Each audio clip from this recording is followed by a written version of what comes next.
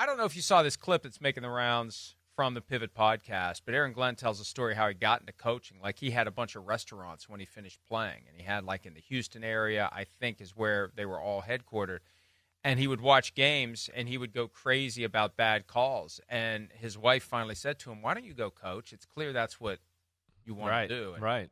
he said that the weight was off his shoulders. His wife's all in with it. He hadn't even considered it was something he could do. He thought he had to go be a successful businessman when he was done playing.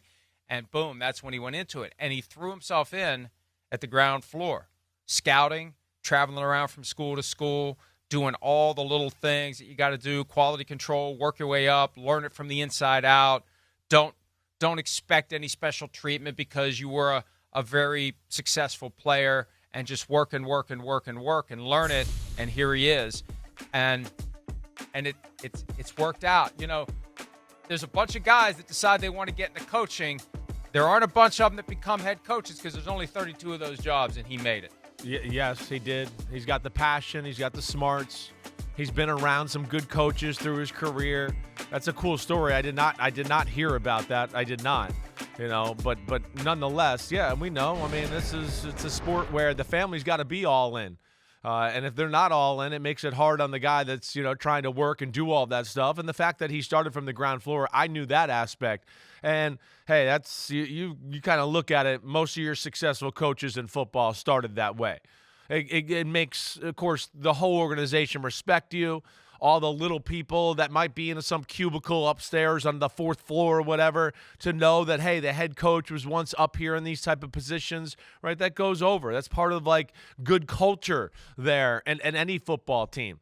And then, of course, he's going to know all the inner workings of each department going, wait, I did this for a little bit. I did that for a little bit. I get that. Hey, let's improve it here. Let's improve it there. So, those are all positives, I think, for the totality of the organization.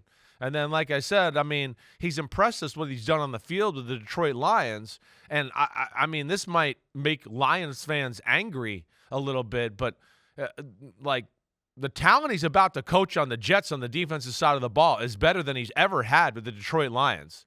It's up there with any team I think he's ever been a part of, period, coaching.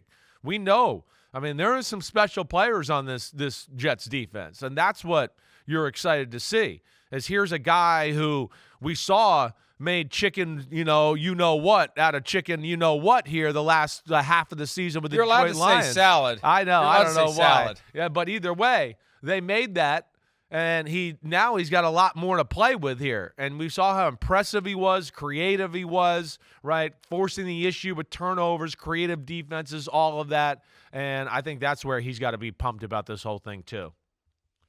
He got started after his playing career as the general manager of the Houston Stallions of the Lone Star Football League. He did that in 2012. And then he ended up with the Jets that year as a scout, and that's how he broke in. 2 years with the Jets as a scout, and then he got into coaching, as you saw in the graphic. Browns for a couple of years, Saints as the DB coach, landed with Dan Campbell as the defensive coordinator. And I remember a time early on where he was going to be the scapegoat for the Lions who were struggling. Yeah. That first year wasn't good. Halfway through the second year wasn't good. And there was that same talk from the same broadcasters who tell us he's a head coaching candidate now. That same talk 3-4 years ago was Aaron Glenn may be on the way out. It just shows you, at the end of the day, no matter what you can do, no matter how you draw up the plays, no matter how you study the film and the nuggets you see in there and how you motivate a team, if the guys aren't getting it done, it's going to splash back to you, even if it shouldn't. No, so that's where it should still be. That element of you got to roll the dice and see what happens. Definitely. And it may work and it might not work. Well, it's a good lesson in patience. That's what it is. The Lions all up there. It's all a lesson in that, because we were end of year one going, damn, it don't look good. Damn, Jared Goff. He hasn't won a game. He can't win a game here. He won 2 or 3 in the Dome. It filtered over to the next year. The first year, yeah, you're right, it was Aaron Glenn. Man, we don't know if he should be the D coordinator. Ben Johnson, I believe, and Dan Campbell were going back and forth on who we should call plays, right? They had it all going on. But luckily, the Lions and ownership there stayed true to what they believed in this group and let it work itself out. And then eventually they got to show, hey, we got this where we want to, players-wise, culture-wise, and now look what we can do. And that's hopefully what Aaron Glenn is going to bring to the New York Jets. I think it's going to be a similar type of way, right? I mean, usually the assistant coaches don't stray too far away from the place they made their big moves in their career as far as who they followed as a head coach. There's a mantra there. I don't think Dan Campbell is hiring a bunch of guys up there in Detroit that are too different from him as far as mindset, work ethic, the way they talk, right? And that's where I'm hopeful for Ben Johnson and Aaron Glenn is that, hey, they're on that staff because they got a little Dan Campbell in them, and that's why that worked up there in Detroit. And now hopefully they can bring that to a new team here and kick some butt that way. He was drafted twice. And I know on the surface you might be confused by that. Think about it, though. Think of how he was drafted twice. Well, he's an Aggie, so he's all messed up. You know, Aggies are all, screwed up in the head. So, I can understand that. He was drafted in the first round of the regular draft in 1994, 12th overall, and then he was drafted in the first round of the expansion draft by the Houston Texans in 2002. Right. Forgot about that. That's how he left the Jets. He wasn't protected. Remember, at that time, when they let the Texans in, they had an expansion draft. You could protect certain players, and then the Texans had a certain number here or there that they could take. Right. And that's how they built out their team, and that's how they got Aaron Glenn, who played there for 3 years before rejoining Bill Parcells in Dallas for a couple of years before Parcells moved on. Glenn moved on, had a couple more years in the NFL. And that Parcells factor was real. Right. A bunch of the Jets reporters went straight for Parcells to get comment. You got the connection from Parcells to Glenn, Parcells to Mike Tannenbaum, who was involved in the search. Yeah. And, it was starting to really crystallize about a week or so ago that Glenn is going to go to the Jets. Yeah. And maybe that's the guy the Jets wanted all along. Again, maybe that's why they didn't want to have to recruit anybody, because they had one guy out there who wanted them, and Woody Johnson decided, by all appearances, let's just roll the dice with a guy who was a former player.